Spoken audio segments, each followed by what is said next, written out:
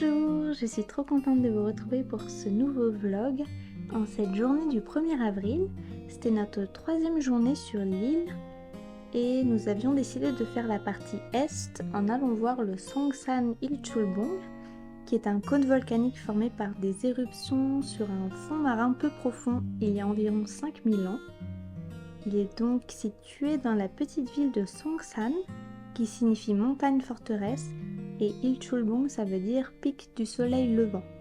L'accès pour le gravir est à 5000 won, ce qui fait environ 3,75 €. Il fait 182 mètres de hauteur et son ascension ne dure que 20 minutes environ. Mais je vous jure que 20 minutes avec que des escaliers, que des marches, c'est pas si simple à faire. J'ai un peu souffert, mais j'étais super contente d'avoir réussi mon ascension.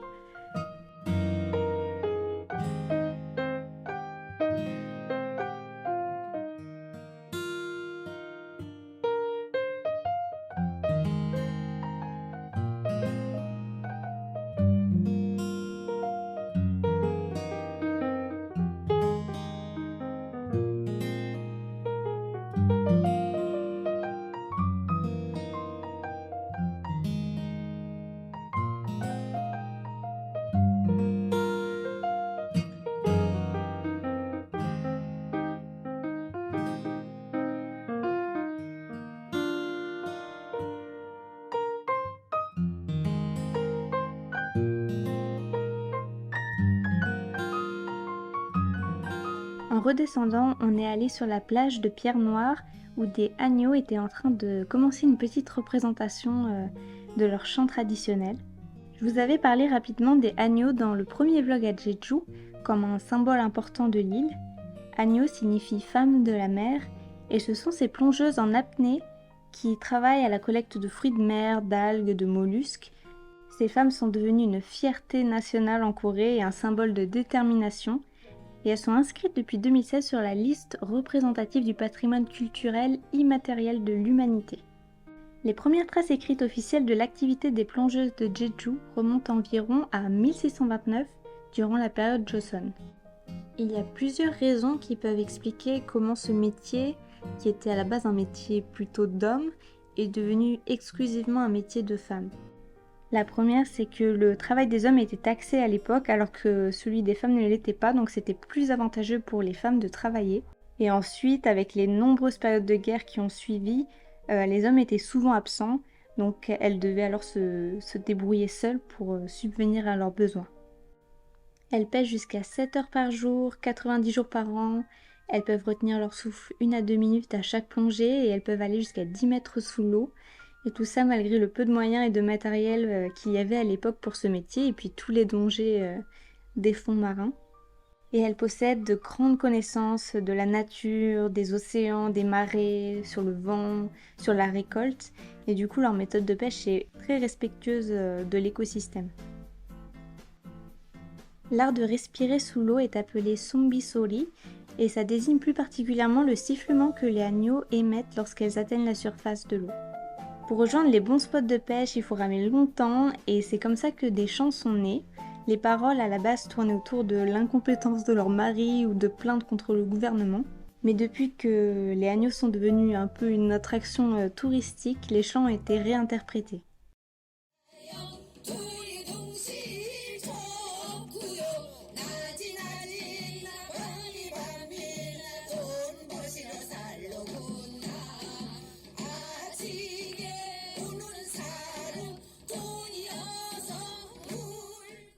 C'est un métier qui était considéré comme dégradant jusqu'à dans les années 1960, où les plongeuses commencent enfin à être respectées. Elles étaient encore des dizaines de milliers dans les années 1960 et elles ne sont plus que quelques milliers de nos jours, et c'est principalement des dames de plus de 50 ans. Le métier risque de se perdre car les jeunes filles ne souhaitent plus exercer ce métier difficile.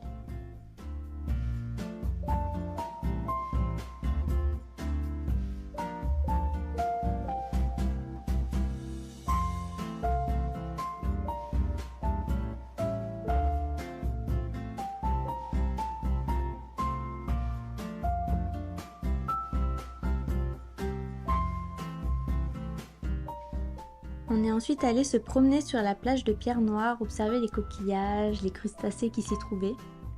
Il y avait pas mal de déchets par contre sur la plage, mais c'est sûrement des déchets qui ont été amenés par la mer.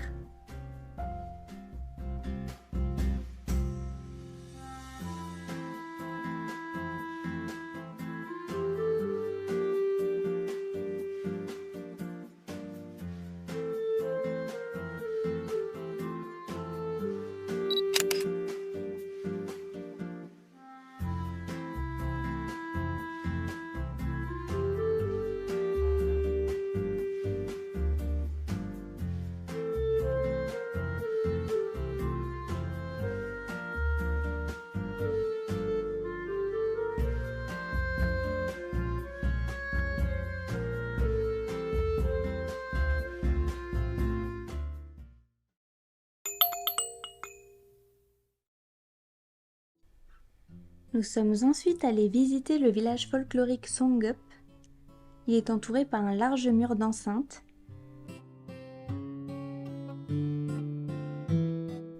On y retrouve des maisons résidentielles, des sanctuaires confucéens, des écoles, d'anciens bureaux du gouvernement, des statues en pierre, des meules, des ruines de forteresses. On peut aussi voir des étables où étaient élevés les cochons noirs, spécialité de l'île. Les rues étroites finissent en courbe pour permettre de bloquer le vent. Les maisons traditionnelles sont construites en pierre de lave et les toits sont en chaume et ils sont retenus par un filet de corde lesté de pierre. Quelques maisons sont encore réellement habitées et on peut voir leur beau jardin.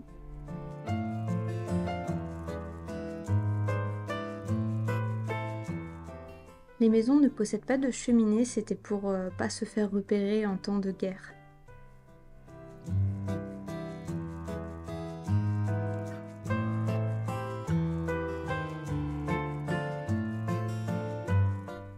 À l'époque, les habitants indiquaient leur présence ou non chez eux à l'aide des jongnan.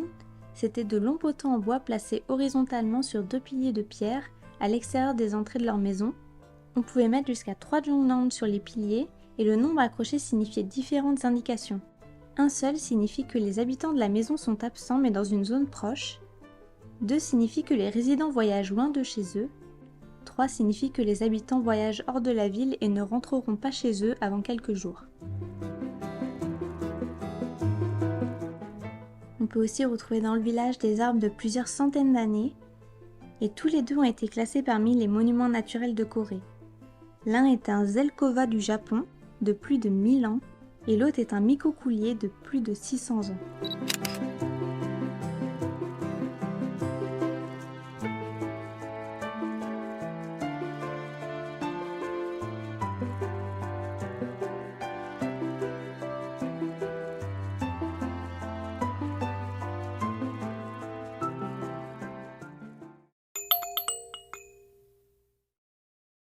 Le soir, en rentrant, on a voulu expérimenter le karaoké, activité très populaire en Corée. On a donc cherché un karaoké dans la ville de Sogipo où nous logions. On a eu beaucoup de mal à trouver car il faut parfois rentrer dans des immeubles, aller à certains étages, mais c'était pas écrit en anglais, et puis des fois on arrivait à l'intérieur, ça avait l'air bizarre. On a enfin fini par trouver un karaoké, malgré quand même notre difficulté à communiquer avec les gérants. Et rien n'était traduit du tout. Donc je pense que c'est quand même plus simple de faire ça à Séoul. Ensuite on a encore galéré parce que le son était super fort, on n'arrivait pas à baisser le son, ni à changer les musiques, ni rien, parce que toute la télécommande était en coréen et même avec Papago. On comprenait rien à la traduction des boutons, c'était terrible. Mais finalement ils ont pu nous aider et après on s'est bien amusé, on a chanté de tout et de n'importe quoi. C'est trop marrant. Avec la petite capuche de C'est bien parce qu'il y en a qui ont des portes transparentes.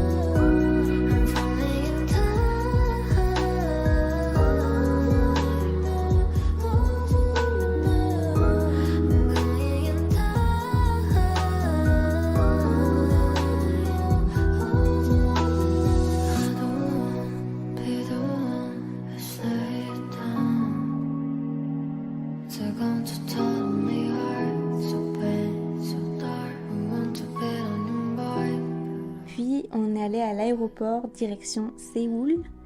Et voilà pour le vlog d'aujourd'hui, j'espère que c'était sympa à regarder. N'hésitez pas à me faire des retours, aussi à conseiller dans les commentaires des endroits sympas à faire sur l'île de Jeju si vous êtes déjà allé ou des endroits que vous aimeriez faire là-bas.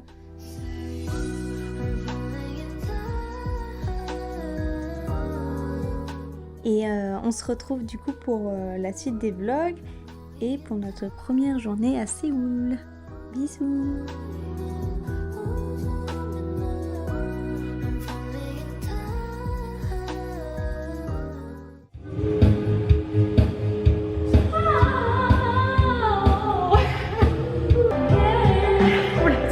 Regardez quelle heure on est.